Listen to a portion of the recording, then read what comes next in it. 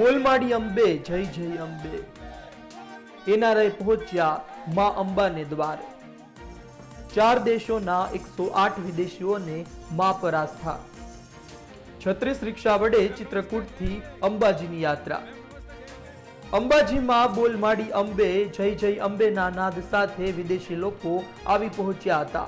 ભાઈ માં અંબાની આસ્થા ધરાવતા આટલા વિદેશી એક સાથે અંબાજી કેમ આવ્યા તે સવાલ અમને પણ થયો। જાણો શું જવાબ મળ્યો। અમારી એક સંસ્થા છે યુકેની અંદર સેવા ઇન્ટરનેશનલ। અમે ગયા વર્ષે ત્યાં એક મધ્યપ્રદેશમાં દીનદયાળ રિસર્ચ ઇન્સ્ટિટ્યૂટ જે ચિત્રકૂટની અંદર 500 ગામ છે આજુબાજુમાં, એકોને સેન્ટરની 500 ગામ એમને સહાયતા આપે છે। એક સહાયતા એવી છે કે જે છોકરા જે માણસોને દાંતની દવાની જરૂર પડતી હોય એ કરે છે। સાથે સાથે જે છોકરાને ક્લેફ્ટ લિપ જે કે લિફ્ટની અમે ઓલું જે કાપ હોય એની કોઈ દવાને હાથે ઓપરેશન કરે છે। એ હોસ્પિટલ અત્યારે 25 વર્ષ જૂની થઈ ગઈ। તો દીનદયાળ રિસર્ચ ઇન્સ્ટિટ્યૂટને અમને લગભગ 2-3 વર્ષ પહેલાં અમને મળ્યા ત્યારે કીધું કે તમને આ જો નવી હોસ્પિટલ તમે અમને બનાવી આપો તો અમે આગળ જતાં સારી રીતે આ બધાની સેવા કરી શકીએ। અમે યુકેમાં નિર્ણય કર્યો કે આ આપણે હોસ્પિટલ બનાવવાની એટલે બનાવવાની। તો એ બના વિચાર કર્યો કે આપણે 5 કરોડ રૂપિયા ભેગા કરવા છે કે ના કરશું। પછી વિચાર કર્યો કે આપણે એક રિક્ષો જાત્રા કરીએ। એમાં શું કે 108 યાત્રી 36 રિક્ષો 4 દેશોમાંથી આવેલા છે, યુકેથી, ઓસ્ટ્રેલિયાથી, યુએસએથી અને કેન્યાથી।